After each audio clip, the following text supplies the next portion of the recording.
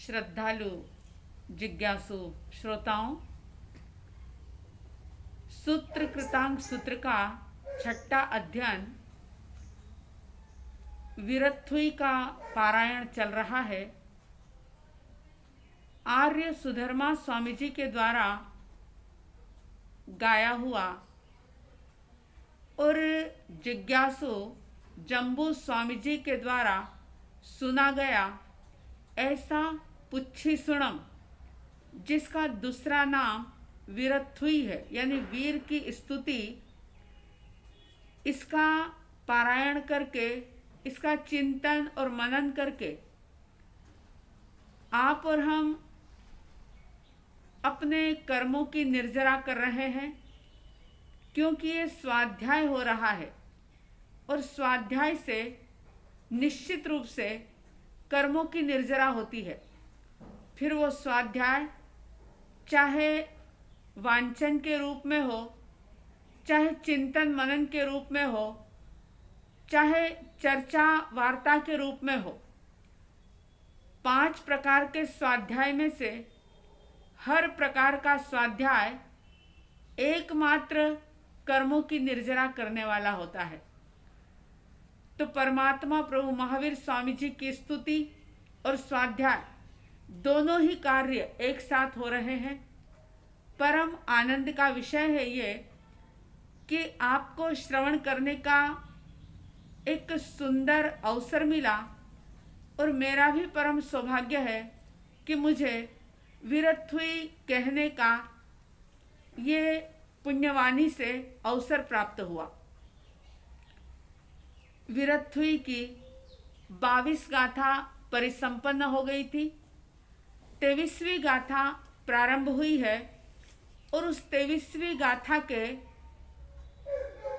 पहले चरण के 3 भाग परिसंपन्न हुए थे। आइए 23वीं गाथा के पहले चरण का अगला भाग, यानी चतुर्थ भाग, जिसकी आज हम बात करेंगे। 23वीं गाथा का पहला चरण आपको याद होगा, सुधर्मा स्वामी जी ने कहा था, दानान सेठम अभयपयाणम, यानी दान में सर्वश्रेष्ठ दान जो है वो अभय दान है। अभय दान की बात करने से पूर्व हमने देखा दान क्या होता है, दान कैसे दिया जाता है। उसके बाद बात हुई दान के सबसे पहले अंग की, कि इस शरीर की आवश्यकता है भोजन की, तो सबसे पहले आहार का दान, भोजन का दान, अन्न का दान। उसके बाद हमने बात करी थी औषधि का दान, यानी दवाई का दान किसी भी रूप में। आइए आज हम दान के ही तीसरे अंग की बात करते हैं। आहार और औषधि, भोजन और दवाई, ये हमारे भौतिक शरीर के लिए जरूरी है, लेकिन हमारा जो चैतन्य शरीर है, हमारी जो आत्मा है, उस आत्म गुणों की रक्षा के लिए, चैतन्य शरीर की रक्षा के लिए ज्ञान दान बहुत उपयोगी है। जैसे अगर किसी को भूख लगी हो, आपने उसको भोजन दे दिया, किसी को दवाई की आवश्यकता है, दवाई दे दी, किसी को वस्त्र की आवश्यकता है, आपने वस्त्र दे दिए, कपड़े दे दिए, कुछ समय के लिए उससे राहत मिल सकती है। लेकिन अगर कोई दिलदार व्यक्ति हो, दयालु व्यक्ति हो, और वो व्यक्ति उस जरूरतमंद व्यक्ति को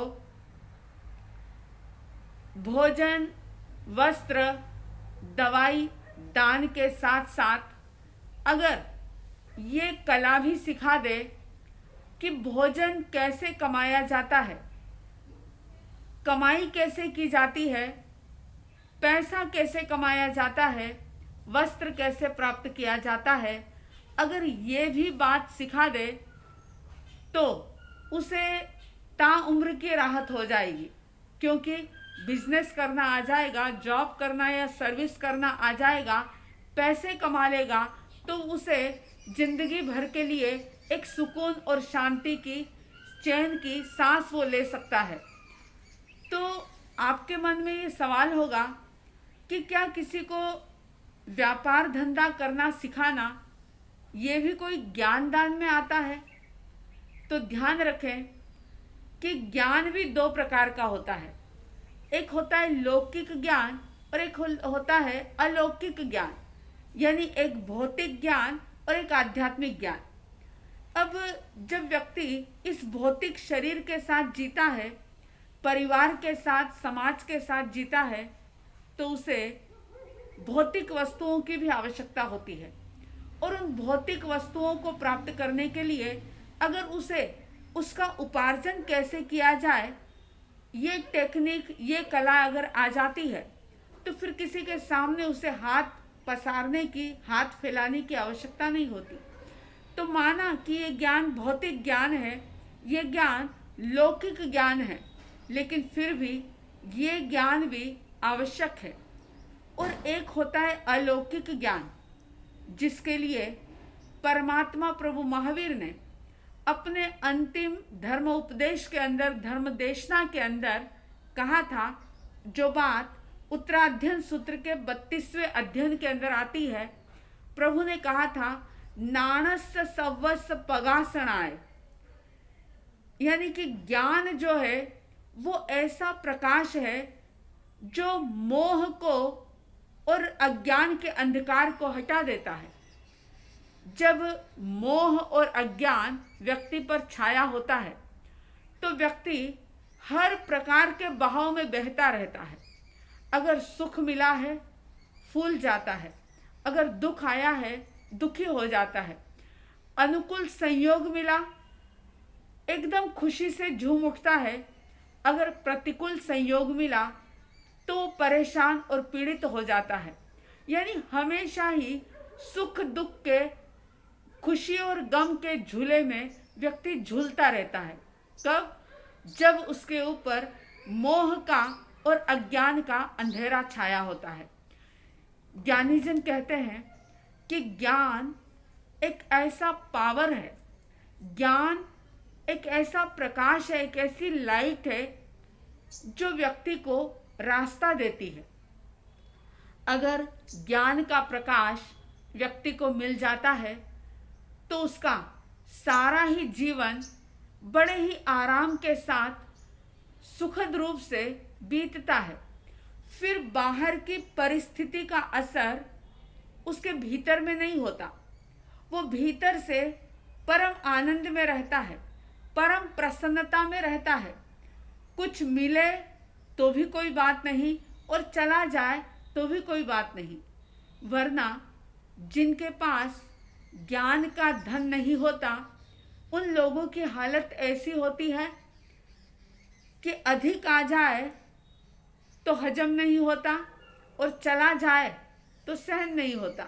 यानी दोनों ही स्थितियों के अंदर वे दुखी होते हैं, परेशान होते हैं, मोह से ग्रस्त होते हैं। तो इसीलिए परमात्मा कहते हैं कि ज्ञान का दान बहुत बड़ा दान है। और ये बात याद रखना, ज्ञान एक ऐसी दौलत है कि जो सिर्फ इस लोक में नहीं लेकिन परलोक में भी जन्मों जन्म तक हमारा साथ देने वाली होती है। आचारांक सूत्र कहता है कि आत्मा स्वयं ज्ञानवान है, जे आया से विन्नाया, जे विन्नाया से आया। यानी आत्मा का स्वभाव ही है ज्ञान, आत्मा ज्ञान गुण से संपन्न है। तो हम किसी को भला ये ज्ञान का दान कैसे दे सकते हैं?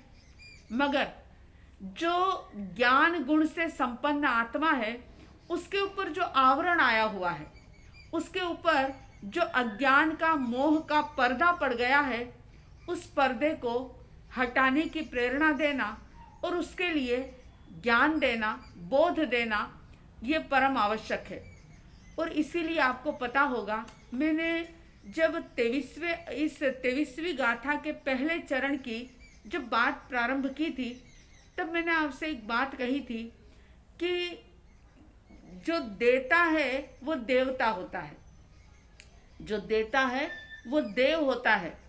तो जैन शास्त्रों के अंदर साधु साध्वी भगवंतों को देव कहा जाता है। जो 4 प्रकार के भवनपति, वाणव्यंतर, ज्योतिषी, वैमानिक जो देव गति है उसकी बात मैं नहीं कर रही, लेकिन शास्त्रों के अंदर 5 प्रकार के देव बताए, उसमें साधु साध्वी भगवंतों को भी देव कहा जाता है। जो तीर्थंकर परमात्मा के ज्ञान को, गणधरों ने जो ज्ञान दिया उस ज्ञान को वे आगे से आगे बढ़ाते रहते हैं, यानी परमात्मा के पोस्टमैन, परमात्मा के एजेंट बनकर के वे सारा जीवन ज्ञान बांटते रहते हैं, बिना किसी स्वार्थ के, बिना किसी लालच के वे करुणा की दृष्टि से ज्ञान बांटते हैं। और जो तीर्थंकर परमात्मा होते हैं उनको देवाधिदेव कहा जाता है, यानी देवों के भी देव, देवाधिदेव। और देवाधिदेव इसलिए कि वे हमें मोक्ष का मार्ग देते हैं, वे स्वयं साधना करके तपते हैं और दुनिया को रास्ता देते हैं। आप कल्पना करें कि अर्जुन माली जो रात दिन इतने इतने जीवों की हत्या करता था, लेकिन जैसे ही परमात्मा का सानिध्य मिला, परमात्मा के चरणों में पहुंचा अर्जुन माली, और प्रभु ने उसको ऐसा ज्ञान का दान दिया, आत्मा और शरीर दोनों के बीच का, यानी जीव और अजीव का, जड़ और चेतन के बीच का भेद उन्हें अनुभव में आ गया। सिर्फ दिमाग में नहीं, श्रवण तक नहीं, लेकिन उनके अनुभव में आ गया, महसूस कर लिया उन्होंने। तो दीक्षा लेने के बाद अर्जुन वाली के जीवन में कितने कष्ट आए, और उन्होंने उन कष्टों को स्वीकार किया एकमात्र अपने ज्ञान के बल पर। ज्ञान वो पावर है जो हर एक प्रकार के कर्म उदय के समय में व्यक्ति के कर्मों की निर्जरा करा सकता है। इसलिए ज्ञान का दान बहुत बड़ा दान बताया है। तो जब भी जीवन में अवसर मिले, चाहे लौकिक ज्ञान देने का अवसर मिले, चाहे लोकोत्तर ज्ञान देने का अवसर मिले, लेकिन ज्ञान का दान अवश्य करते रहिए। बहुत सारे लोग ऐसे हैं जो गरीब बच्चों को पढ़ाते हैं, उनकी पढ़ने में हेल्प करते हैं, उनका करियर बनाने में बहुत बड़ा सहयोग करते हैं। तो ये भी एक प्रबल पुण्य बंध का कारण होता है कि किसी के इस जीवन को आप व्यवस्थित तरीके से उसे जीने योग्य, यानी वो अपने जीवन को अच्छे तरीके से जी सके, इसके लिए उसे लायक बना देना, उसे सहयोग दे देना, ये बहुत बड़ा दान है। तो परमात्मा कहते हैं कि आहार दान, औषध दान, और उससे भी बड़ा दान है ज्ञान दान। और ज्ञान दान जब दिया जाता है, जो व्यक्ति उसे स्वीकार करता है, तो वो ज्ञान सिर्फ इस लोक में ही नहीं, लेकिन जन्मों जन्म तक उसके साथ रहता है, और हर परिस्थिति के अंदर उसे स्वीकार भाव आ जाता है। सामना नहीं करता फिर वो, क्योंकि जहाँ सामना करेंगे वहाँ टक्कर होगी, और जहाँ टक्कर होगी वहाँ कर्मों का बंधन होगा। तो और जहाँ स्वीकार हो जाएगा, जो भी है वो स्वीकार, समभाव से स्वीकार, और ये चीज सिर्फ और सिर्फ एकमात्र ज्ञान के बल पर ही हो सकती है। तो ज्ञान मिले तो उसे लेने का प्रयास करें, और जीवन में अवसर आए तो ज्ञान देने का पुरुषार्थ करें, प्रयास करें। जो जो भी ज्ञान में उपयोगी चीजें हैं उसका दान करें। ज्ञान पंचमी पर्व, जिसे श्रुत पंचमी भी कहा जाता है, वो पर्व हमारे सामने बहुत जल्दी उपस्थित हो रहा है। तो इस पर्व के उपलक्ष्य में भी ज़्यादा से ज़्यादा ज्ञान दान करने का संकल्प करें।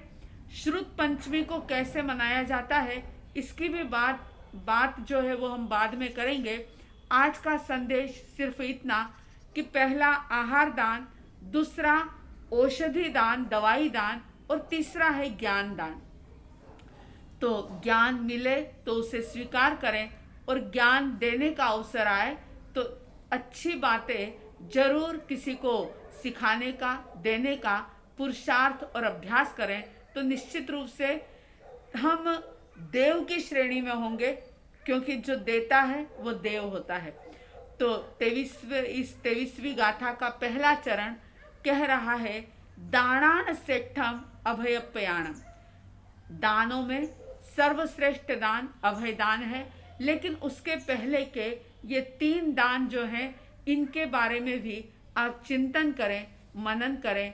आप सबके भीतर में देने का भाव जागे, और देने के भाव के साथ आप अपने शुभ पुण्य का बंध करते हुए अशुभ कर्मों की निर्जरा करें।